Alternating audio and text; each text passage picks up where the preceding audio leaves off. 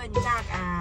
พอประสงค์กับแม่วาสนาแล้วพอประสงค์พัฒนาวงศ์กับแม่วาสนาค่ะมีครอบครัวของเพื่อนนะทุกคนเนาะขนม30 ขา ประสงค์วัฒนาวงศ์นางวาสนา ไปดีตอนสวยกับน้องอูร้าน2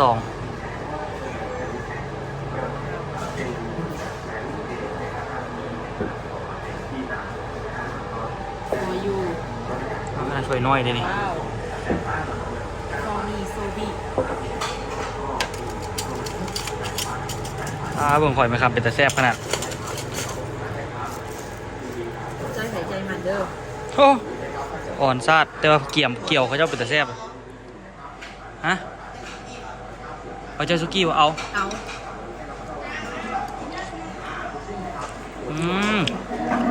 ใช่หวังเลย แซ่บความจมแม่อยากกินข้าวเปียกอยากกินเฟอร์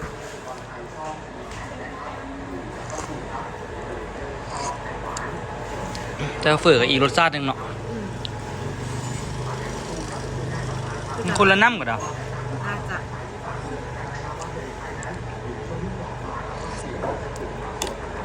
คนละน้ำกันเว้ยวันนี้นี่มาซื้อเครื่องกับเติบหนึ่งละเนาะก็เลยว่ามาแวะกินข้าวเปียกกินเฟอร์นิดนึงกูคำเลี้ยงก็เลยมามันไปเบี้ยงไม่ได้อยากกินเนาะ ซึ่งเรียกเมื่อเบี่ยงนั่นแจ้งเข้าไฮคนผู้ใดชื่อแม่จอนนี่เลยแม่จอนนี่ผู้ที่น้องอุ้งกับเพื่อนไปหาที่ปักชันนะทุกคนกับพ่อเดี๋ยวกับตัว พอสมดี พ่อทองดี พอสมดีว่าซั่น พ่อทองดี เ พ่อทองดีที่น้องอุ้งกับช่วยไปหาที่ปักชันนะผู้ชื่อจอนนี่เราเฮ็ดซองสมดีดิ ทองดีเราเฮ็ดซองกันนี่อย่างก่อน หึจอนนี่โกวิเคนเนาะ จอนนี่โกงจริงกำลังจอนนี่ใบเกิดกำลังจะซื้อซองแฟนปีใหม่จอนนี่ใบเกิดของแม่ทุกคนเนาะและตอนนี้แม่จอนนี่เสียทุกคนมาเป็นมะเร็งกระเพาะที่ไปเจอเรากับเราไปดีๆอยู่เลยเนาะ แมนอันนั้ เขา น ว่าสุดแค่3 เดือนนึงนะเดี๋ยวถ้าคอนเฟิร์มกันว่าเขาจะที่ทรงส สิ กา ได้ ร ขึ้นไปอยู่สิได้ขึ้นไปทรงสการอยู่ ทรงสการ โมคูนี่ทิ่มกันบ่ได้หมู นี่ หัก ย่างเขาก็เคยไปหาเราอะนะแม่เนาะ อ่า เคยไปกินข้าวกินน้ำอยู่งานเราแบบ เราก็ช่วยเอาเฮ็ดคลิปมาเด้อที่จริงถ้าเราอะไปทัวร์อยุ่เวียงอู้กับด้วยกับไปเลย แมนแต่บริทายคลิป ไป เนาะ เบยถ่ายคลิป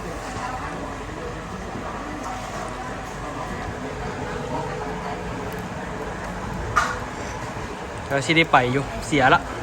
ผู้ที่ว่าตัวพาลุงเด่นกับไอ้ฝ่ายไปหานะทุกคนแล้วไอ้ฝ่ายถึงเลขอะลุงเด่นไอ้ฝ่ายถึงเลข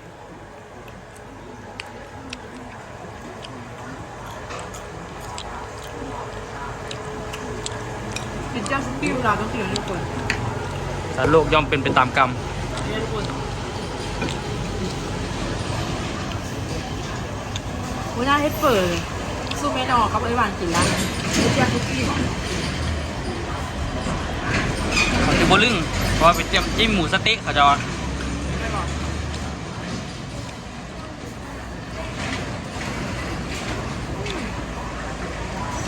เนี่ยต้องเอามากะปิมาใส่ถ้วยอย่างเพื่ออย่างลูกคอดเอาอยู่นี่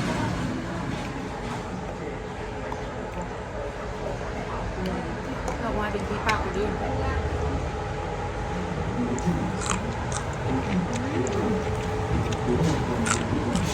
เจ้าชิ้นได้แบบ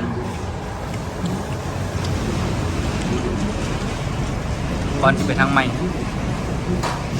แซ่บเด้อนะนี่ บอกแล้วเลยต้องกินแล้วอ่ะ ฮะ อ่ะ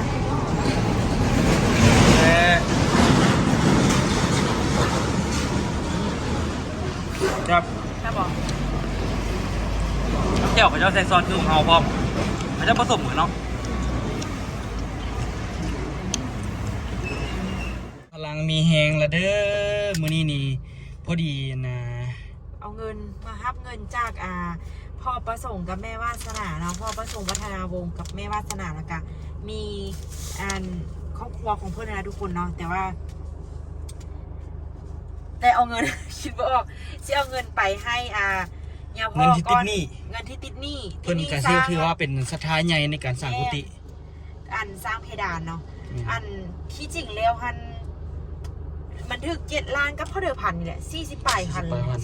แต่ว่าสร้างคนรุดเอาแต่7 ล้านทั่วทันมาสิเดียวขอบใจนายสร้างให้หลายเด้อช่วยเหลือเอาแท้ว่านายสร้างกันเลยนี่ทุกคนได้เงินมาเพิ่นฝากมา450 เหรียญนะทุกคนเนาะได้เงินอยู่มื้อนี้ได้อยู่9,684,4ล้าน450 เหรียญนี่นะเพิ่นเอาไปให้วัด7 ล้านเนาะ2 3 4 5 6เนาะ7 ล้านเนาะอันนี้ไปคือวัดเนาะเป็นวัดส่วน1 2 3 4 5 6ตัวนี้แม่นคามาม่าเมื่อวานนี้เป็นซื้อมีสวยฮั่นส่วนอันนี้เราเพิ่นให้เป็นเบิร์ธเดย์ออโต้เข้าใจหลายๆเด้อเข้าใจหลายๆเด้อที่จริงมีคนโอนมาให้เบิร์ธเดย์ออโต้หลายได้แต่ว่าอู้กับต้วยกะ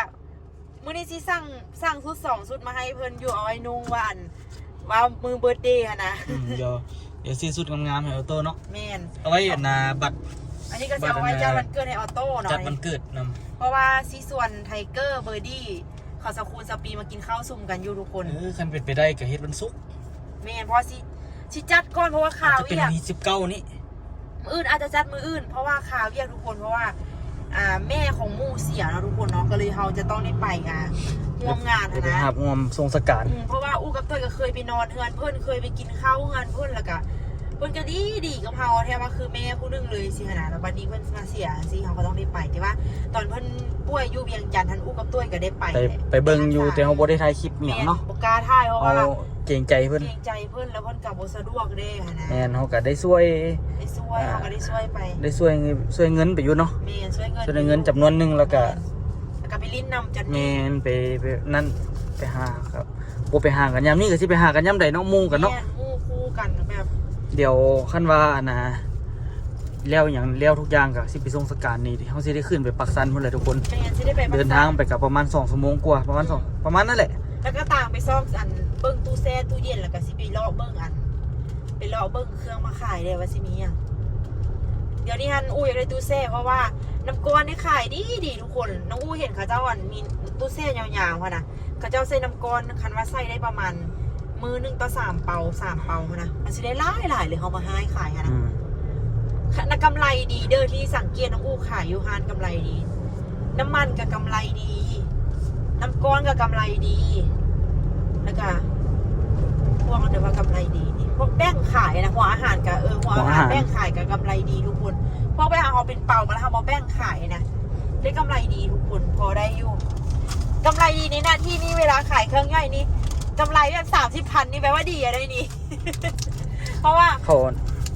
ปกติแล้วกำไรมันแค่ประมาณเอาสูงสุดเกิน3-5,000นะอ๋อเหรออันน่ะเพื่อนคือหูว่าเงินเราพอซ้ำนี่เอาเข้าไปเว้าในคลิปดิขอยังบ่ทันลงตอนเราส่งว่าเอาเขาลงคลิปตอนนั้นดิตอนนั้นเขาไปไม่อย่างอันนี้คลิปตัวไหนเขาไปลงคลิปตัวทำอีทอันที่เขาไปเบิ้งไอ้ที่โทรหาดิแล้วเพื่อนเราโทรมาที่จริงแล้วพ่อมาส่งกับแม่วาสนาเพื่อนโอนมาส่งเพื่อได้เนาะให้วัดเร็วๆใน17 ล้านป่ะ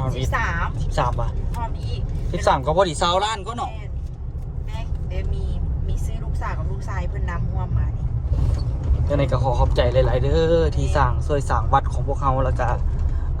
ให้มันเกิดออโต้นำเบิร์ธเดย์ออโต้นำน้อยเดี๋ยวเสียไว้จัดงานให้เอื้นน้องๆอยู่ในบ้านแหละมากินน้ำกันแถวประสงค์วัฒนาวงศ์นางวาสนาวัฒนาวงศ์นางวิมาลาวัฒนาวงศ์เท้ากิษณาวัฒนาวงศ์ม่วนเนาะซื้อน้องวิมาลาม่วนเนาะวิมาลาข้างนอกท่านซื้อลูกสาวเจ้าซื้อยังซื้อลูกสาวอยากจะซื้อสุทลีซับทวีสุทลีโอเคอยู่ซื้อลินเด้ซื้อลิน ซื้อ ที่ ตา จ ย ริงอันอยากได้ซื้อเพราะมันมีตัวออกกับอู้ แต่ซื้อตาอ้อม ตาออมก็มักเลยแท้ค่อยมักตาออมค่อยมักคำว่าออมมานะตาออมก็มักออยก็มัก ออโต้เราซื้อตาอ้อมมี ออโต้ตาออมม่วนเด้อ เนาะซื้อตาอ้อมเนาะ ซื้อตาออม แต่มี แต่มีบ่เอา อยากกูเอานั่นไปซื้อผู้สาวเก่าของตาล ที่ได้ใส่ซื้อให้ลูกคนอื่นก็สปอนี่ คันได้ผู้ชายอีเดสันนะที่ซื้อยัง โอ้ยอมแล้วผมบ่อยากได้แต่คันได้มากก็ฮักคือเก่าอะไรแต่ว่าบ่เอา ซื้อตาอุ้ม ฮะบ่เอาบ่ใส่เอา พวกเอาไปเกิดมันคำว่าเลือกได้ก็ดีตัวโอ้โหเราบอกเอ้าจันดิว่าง่ายขนาดไป เอาก็เนี่ยสิได้ผู้หญิงเนาะ แต่คันได้สองคนนี่คันได้ผู้สมมุติได้ผู้ชายนี่เจ้าสิเอาเจ้าจะสินำอีกบ่ ได้ผู้หญิงอีก เต้าสองคนพอแล้ว ยังได้ผู้หญิงอยู่ สองคนนี่เขาจะผิดกันเพราะว่าแหละ อะไร สองไอ้น้องให้ผิดกันอยู่หันเครียดเลย สิให้ผิดกันไอ้น้องกับผิดกันเลยเนาะ สิไม่เหลือผู้ชายสองคนสั่งมันดิอยู่แหละ ผู้หญิงอีกผู้นึง ไปเดี๋ยวเราไปมอบเงินอยู่วัดนำกันเนาะแล้วก็แต่ว่าเขาสิได้โอนให้เพิ่นเนาะโยนทางนั้นพุ่นเนาะ แม่น้องอูซีไปมอบเพิ่มเพิ่นและกะหลังจากนั้นก็สิได้ไปมอบเพื่อบ้านก้อนไปเฮือครูบาเห็ดก้อนและกะไปเฮ็ดบุญก้อนแล้วหลังจากนั้นค่อยสิโอนเงินให้สร้าง เพราะว่า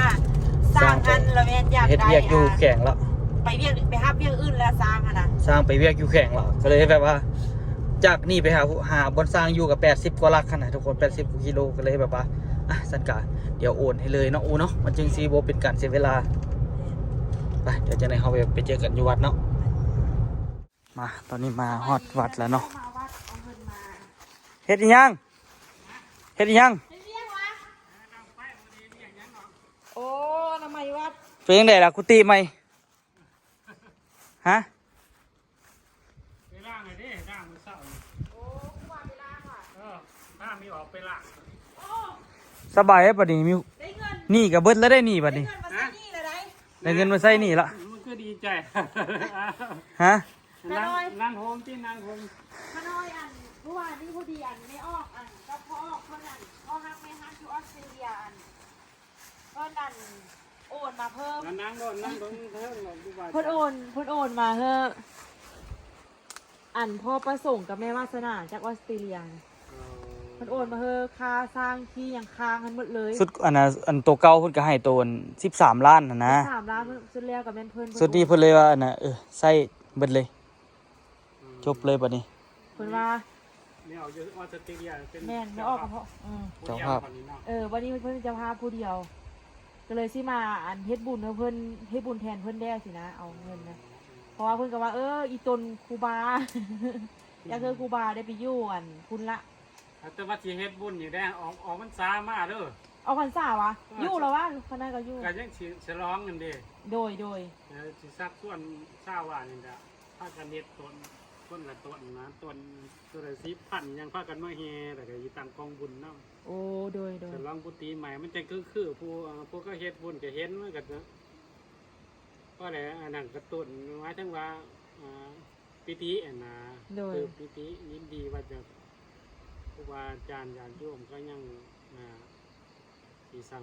จะเริ่มฉลองกุฏิอ่ะนะ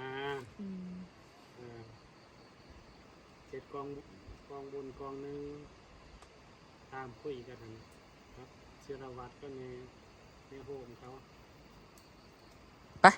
เดี๋ยว14นะมอบเงินส่วนที่เหลือแล้วก็สิเอาไปจ่ายเดี๋ยวจบเลย สิมาเข็นเงินบ่ แม่นสิมาเขียนเงินส่วนที่เหลือแล้วก็นั่นแล้วก็สิไปมอบให้สร้างบัดนั้น สิโอนเพื่อสร้าง เพราะว่าสร้างมันไปเวียก เพราะว่าเงิน ไม่อะดิ เงินเพิ่นให้มาก็อยากให้ มือว่านนะ ว่ามันได้เวียกไม่เพิ่นแล้วเวียกนี้แล้วเพิ่นก็ไปเนี่ย พอได้มาแล้วเขาก็อยากให้ได้พรเพิ่นเพิ่มหั่นนะ ดีใจนั่นต่อ ไปจังไดก็ถือว่า เมื่อกี้ว่าวิกี้ได้เนาะ ผู้ว่า ไม่ออก นอนฝันเอาเลขเลยแม่ครูบา เอาเลขก็บอกกันก็พอละ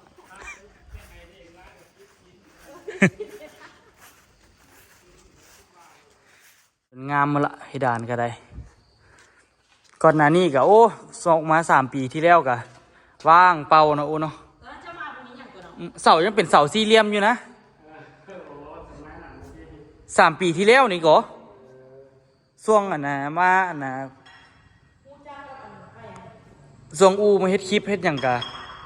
เฮ็ดให้คนฮู้จักวัดหลายแล้วก็เลยแบบได้สร้างขึ้นมาหลาย จนแบบว่าได้เสางามๆได้ฮูบแต่กี้เพดานแล้วเหรออูเพดานก็ยังบ่มีเนาะมีแต่โครงละล่ามีแต่โค้งสิมซื่อๆแมนกับมี FC หลายๆท่านหลายคนไว้ว่าช่วยกันมา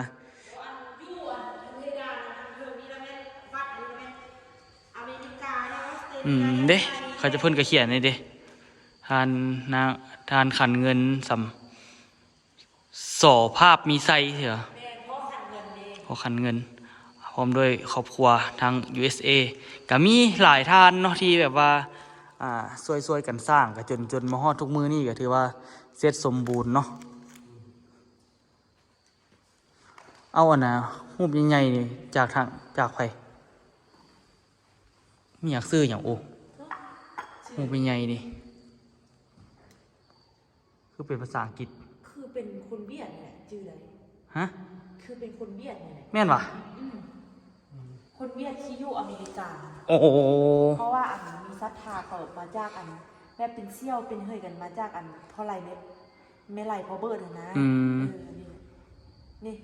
นางจันทวิไลคำวงศาเนี่ยไปเดี๋ยววันนี้เพิ่นวงศาเพิ่นก็มีตู่อยู่ข้อนวัดนั่นน่ะมีตู่ยังมีตู่ครับซื้อได้มีเมย์พลอยเพชรพร้อมนะตาพิเดี๋ยวขอจับน้ำอูเอาไอ้อูเคนให้เพิ่นอันนี้จะแม่เงินศรัทธามาจากครอบครัวของเขาขันมาจับพิบขาพระสงฆ์วัฒนาวงศ์นะคะนางวาสนาวัฒนาวงศ์นางวิมาลาวัฒนาวงศ์และท้าวพิศนาวัฒนาวงศ์เพิ่นใดศรัทธาเงินมาห่วงจ่ายค่านี่ศรัทธาเพดานยังเหลือ7 ล้านกีบเพิ่นเอามาธรรมดา7 ล้านก็มีป่ายนิดนึงแต่ป่ายเพิ่นลดให้ป่ายภาษามันลดให้เนาะ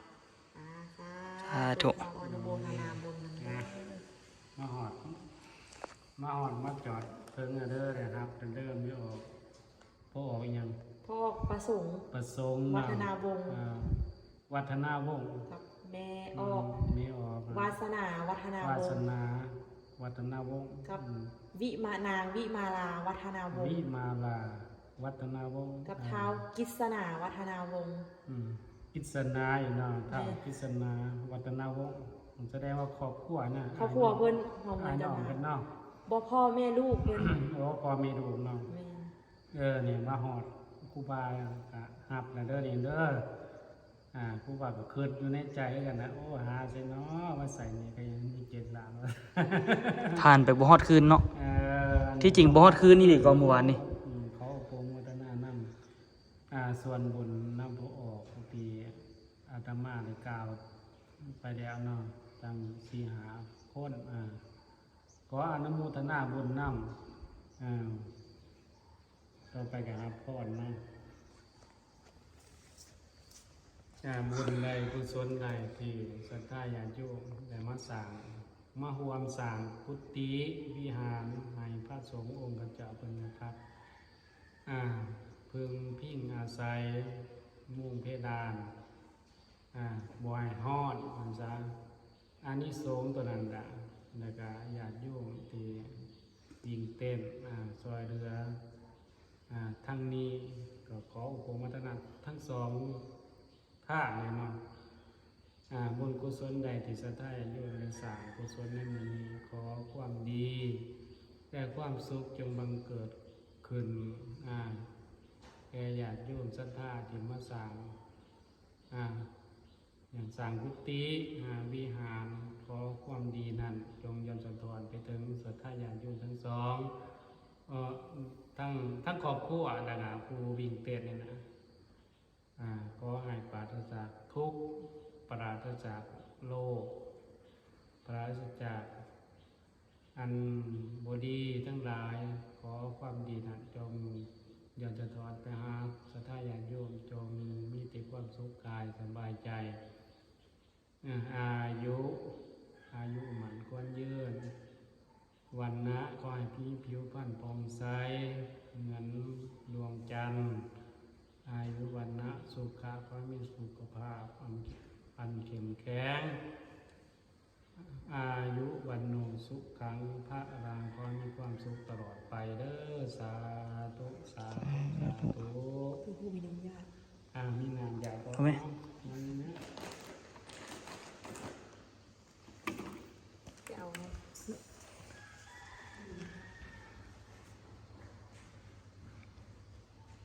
ไกลเด้เนาะ ส่วนไม่ออกมาจังหันแล้วก็หาหัวปวดพากันเป็นยองทู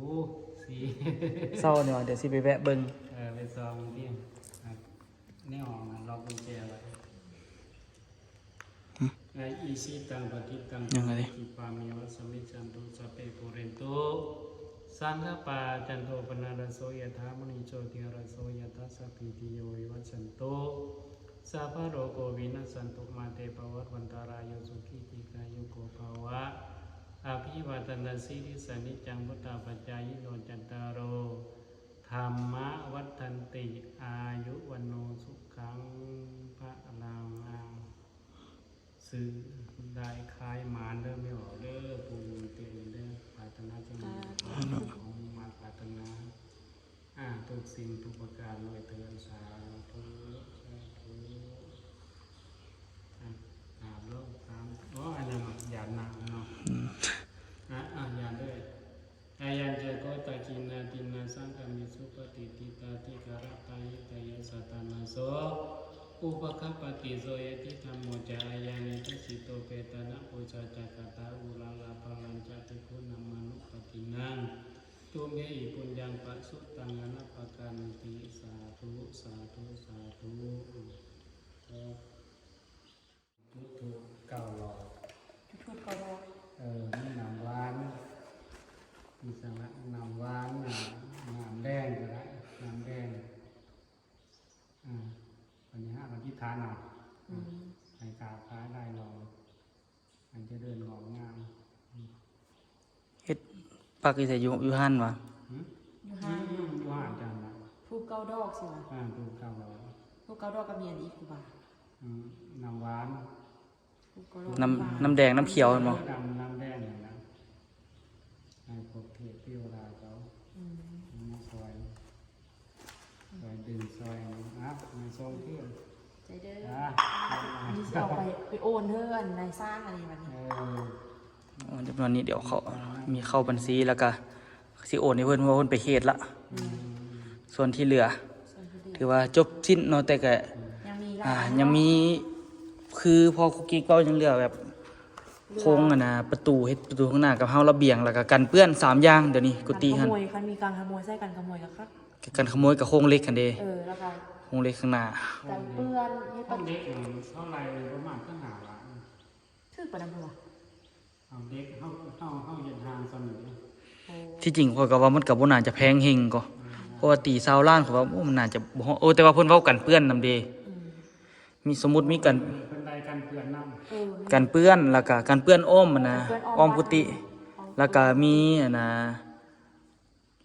หยังก็ระเบียง เคยเด่นคือกันแล้ว เคยจอดอ่ะ มันหนาว่ามีตู้จอดตู้ยังมันลำบากมันมีตู้จอดแล้วสอบให้ดีแต่ว่าคือว่าแล้วมันมีตู้จอดยาก ให้เพิ่นมาเฮ็ดเอาจอด ให้เพิ่นเฮ็ดเอาก็ ตาค่ะ ใส่แบบเอา อายุหลาย เพื่ออะไรเพื่อเจ็บหรือว่าเบื้องต้นหนังสือนี่เนาะก่อนจอดแบบว่าเปิดซดเลยนะต้องมากคือเป็นตาไข่มันน่ะโอ้เสียสายตา เฮาบ่สำนีสำงานแน่ ช่วงนั้นเฮาจอดใหม่เฮาก็บ่เฮาประมาท เนาะ วันเจ้าของยังนมอยู่นะสอนไปดิสมัยนั้น เจ็บตายเลยเนาะน้ำตาออกเลย จนยังญาติก็ไปหานมยังจังนมผู้สาวอยู่ในนะเอาไว้หยอดตาน มแม่บ้าน นกแม่ม้าน นมแม่ลูกอ้อนเนี่ยเนาะวันนี้เนาะ โอ้ โอ้ยนมแม่ ตาสิบอดที่ไหน มันเด็ก ใช่ คือตาพ่อจ้อยจ้อนเลยค่ะตอนนั้น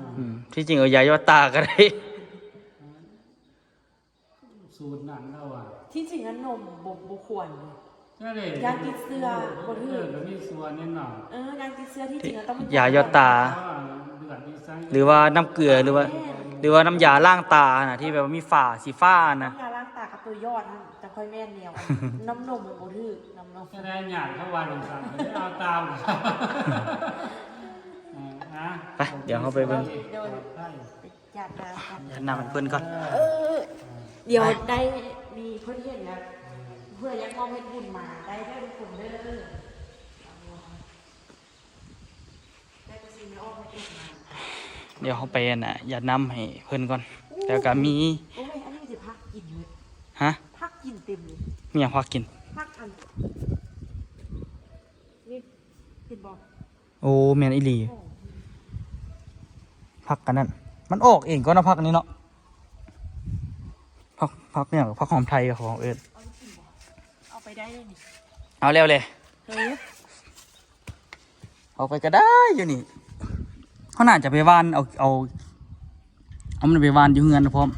พื่อนเราก็มีจะไปเบิ่งไหมอยู่อัน มันปลูกเท่านึงแล้วมันออกยาวก็นี่มันออกเท่าหน้าก็ออกเรื่อย ผู้บาละเอียดเบียร์อนามัยวัดไปเบิ่งดู ๆเดี๋ยว เนาะเวลา เบิ่ง เวลามา มันดีๆโอเคเลยแล้วเรียบร้อยเนาะบ่มีหนี้บ่มีสินเหลือ3อย่างที่จะต้องเฮ็ดเดี๋ยวนี้ ลูกอุ้มก็ต้องไปใส่อะไรถ่ายเพื่อนกับถ่ายคลิปที่เมืองนี่พี่ก็ดูแล้วเป็นว่าดิ ไม่ไป ทีแล้วน้องเขาให้ค่อยไปใส่แล้วแค่ถ่ายคลิปอยู่เหมือนกันอันถ่ายคลิปอยู่ห้ามที่เรียกเพื่อนถ่ายเพื่อนแล้วมีเวลาก็ถ่ายคลิปมองนั่นมองนี่เลยกันได้เลี้ยวจ้ะ ค่อยได้สัน ตะกี้ผ่านมาค่อยกับเฮ็ดอันนั้นเขาก็ยังอยู่ใดเนาะ แมนแต่ตะกี้นี่เขาก็ตั้งอยากไปเน่ โอ้คนอ่อนคนมาลา นี่มันมาล่างมาเซ็ตมาถูมาปัดโอ้เพดานกันนั่นเดี๋ยวเรียบร้อยแล้วดิก็ถือว่าโอเคแล้วซ้ำนี่สุดก้อนนี่ก็อยากบางแท้ตอนเราทาเพิ่มปดเกือบเนี่ยซาล่างละนี่ตอนนี้นี่เนียนกิ๊บเลยทาสีละ คือต้องให้ถู อืม ไปเอาแล้วมาถูดีๆอีกนิดนึง ดีแท้เอาน้ำมันโอ้แบบนี้นะเอาน้ำมันมาค่อยๆคัดเทอละอันเทอละอันนะเทอละแผ่นเทอละแผ่นเบิ่งทางนี้โอ้ยน้ำมันมาห่มทางนี้แถวนี้ตั้ม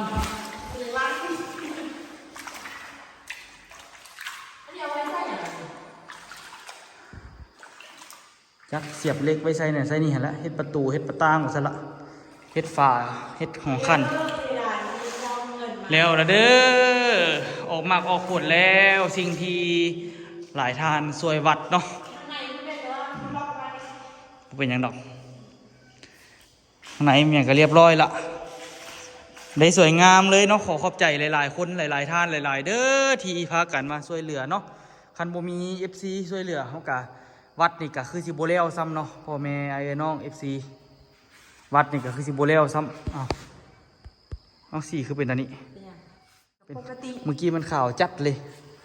ไปออกข่าวใหม่คันบ่มีพ่อแม่ FC ช่วยเหลือเฮากะบ่ฮู้สิไปทางใดคือกันเนาะเพราะเฮากะบ่มีแฮงทางด้านนี้ว่าซั่นซะ ทางซับ เขาบ่มีแห้งทำซักบ่มีแต่สวยโฆษณาสวยเปล่านี่แหละเนาะว่าทางนี้เพิ่นก็ยังต้องการปัจจัยในการช่วยเหลือเนาะ เช็ดบุญเลยนี่มันดีใจว่าได้กุฏิใหม่ ดีใจสิได้กุฏิใหม่สิเฮ็ดบุญได้เพดานเรียบร้อยละก็ถือว่าห่มเย็นเนาะเฮ็ดให้พระเฮ็ดให้สงฆ์เพิ่นมีความห่มเย็นก็ถือว่าเป็นบุญคือกันเนาะเป็นบุญเป็นวาสนาที่ทั้งทั้งผู้ โอ้พื้น ทั้งผู้มาช่วยเฮ็ดแล้วก็ทั้งผู้แพ่เนาะ แม่ พื้นหยัง สร้างกันเอาโตล่าสุดที่เพื่อนเอาตั้งแต่ค่าเครื่องเพื่อนเอาค่าสร้างแบบนี้ มีแต่เพิ่นว่าสิเฮ็ดเฮาอยู่นี่บ่เฮ็ดระเบียงอยู่นี่สองข้างกับเฮ็ดกันขโมยอยู่นี่โครงเหล็กกันขโมยก็ถือว่าขอขอบใจทุกท่านหลายๆเนาะที่ช่วยเหลือช่วยสร้างกุฏิสีก็ยังเก็บบ่แล้วบ่เทื่อ ก็ถือว่าใกล้แล้วแหละยังได้เก็บได้บัวระบัดเก็บเพิ่มเนาะทางข่าวนี่ก็แล้วเราทำอิฐตัวนี้ซีไซแผ่นเรียบซื่อๆทำอิฐว่าซีไซแผ่นเรียบซื่อๆเลยตกประมาณ31 ล้านเนาะแต่ว่านะพอมาใส่ตัวนี้ก็ก็งามขึ้นหลายทุกคนก็ดีกว่าแผ่นเรียบเพดานเนาะดีกว่าหลายเลยแหละอันนี้นี่ก็กุ้มดนว่าซั่นซะเฮ็ดเธอเดียวแล้วก็กุ้มยาวนานทุกด้านเนาะมี3 ด้านด้านนี้ด้านนั้นแล้วก็ด้านหน้านี่ถือว่าครบเซตเนาะขอขอบใจหลายๆเด้อที่ช่วยเหลือเนาะขอให้ทุกท่านที่ช่วยเหลือมีแต่ความห่มเย็นคือกับสร้างเพดานให้ความห่มเย็นให้กับวัดกับวาเนาะให้ทุกการเคลื่อนไหวในชีวิตขอให้มีแต่สิ่งดีๆเข้ามาในชีวิตขอให้ร่ำรวยขอให้สุขภาพแข็งแรงขอให้เจริญเนาะโดยกับคนอวยพรบุเก่งเนี่ย เดี๋ยวว่าคันว่าอันนี้เป็นดินเราเฮ็ดอันแต่ว่าเฮ็ดอันงานคักให้รีสอร์ทอยู่น้ำอยู่คัก โอ้ที่จริงวัดนี่มุมงามกว่าทางลมนี่ สุดเลยวัดนี่นะเมื่อกี้ในตู้เขาจับจองมาแต่ไม่ในตู้เขาก็ไปเฮ็ดเสียงจากฝั่งนี้เนาะ โอ้ตะกี้เขาก็บ่อยากอยู่แล้วเนาะเขาสิท่านคิดว่าอนาคตสิเป็นยังไงขั้นไปหู้เรื่องอนาคตนี่มันไปกับรวยทุกคนอย่าสู้ว่าแต่หู้หลายมือขอหู้แค่ชั่วโมงเดียวนี่นะแท้ก็ขั้นคอยหู้อนาคตก่อนชั่วโมงนึงนี่จะเสียอย่างเอาแต่ที่ขอเวลาช่วงเวลาใดแล้วก็ตอนใดเดี๋ยวคอยสิถามอูก่อนขึ้นรถไหมเอาเดี๋ยวให้อูขึ้นรถก่อนสิถามคอยสิถามเจ้านะว่านะขั้นสมมุติว่าจะหู้เวลาก่อนชั่วโมงนึงให้เลือกในเวลาใดเวลาหนึ่งเจ้าสิเลือกไปแก้ไขตอนใดที่เฮ็ดหยัง แก้ไขอดีตสิแก้ไขได้จังบ่ เอาสมมุติกันยังวะให้หู้เหตุการณ์ก่อนลวงหน้าชั่วโมงนึงแล้วสิแก้ไขหยัง มันสิแก้ไขเรื่องการเรียน ชั่วโมงเดียวนึงเด้ โอ้ชั่วโมงเดียวแก้ไขได้ชั่วโมงนึงสิวะ แมนแก้ไขกับเวลานี่ก่อนสิฮอดเวลาตัวจริงนะก่อนชั่วโมงนึง ก็เมื่อเช้านี่ค่ะสิว่ากันได้ เอาให้เลือกในเวลาใดก็ได้2-3 มื้อก่อนก็ได้แต่ว่าแก้ไขได้แต่ชั่วโมงเดียว อ๋อมันสิแก้ไขกลับไปพูดด่าผู้นั้น เอาสาระ เอามันสิแก้ไขวะ เจ้าสิเฮ็ดหยังเจ้าสิแก้ไขหยัง หูแต่บ่มีหยังแก้ไข ชีวิตจะบ่มีหยังเลย สิค่อยรู้สึกว่า แต่ ถ้ามันมาก็เป็นบทเรียนมาทุกอัน แต่สำหรับข่อยสิแก้ไขอย่างเดียวก็คือก่อนหวยสิออกชั่วโมงนึงสิฮู้สิจดตัวเลขไว้สิจื้อไว้ข่อยสิไปซื้อเลขค่ะ เนาะ สิซื้อ20 วัน40 50ข่อยสิซื้อตัวเลข6ตัวค่ะ ไปซื้อร้านหนึ่งข่อยซื้อ เอานี่เพิ่นเนาะยังความคิดเจ้าฮู้สิแก้หยังข่อยมีแนวแก้นะข่อยสิซื้อหวยโอ้ยหวยไทยหวยลาวข่อยใส่เบิดเลยทุกอันเลย คิดตัวโอ้ดึกแล้วถ้าสิกลับไปคิดออกอย่างสิบิด้าอะไร ลอตเตอรี่ไทยแล้วหวยลาวโอ้ยเอาเบิดทุกอย่างเอาทุกวิธี เวียด ทาง นามพี่ค่อย เวียดนามอีกออกทุกชั่วโมงสิจดไว้ใส่เจียไว้เวียดนามโมงนี้วันที่เป็นที่นี้ใส่เจียมาเต็มหน้าเจียนึงโอ้เฮ็ดบาทนั่น เฮ็ดเลยบ่ ขี้ลายทุ่มเงินจะค่าร้านเสาซื้อเลข โอ้ยสบาย ค่าร้านทันรวย อ๋อ เลย ยังไรล่ะทุกคนเนาะเป็นการเพิ่มฟันไปซื้อดอกไปเจอกันคลิปหน้าทุกคนเด้อ ลงโบวีอันโบวีสาระมี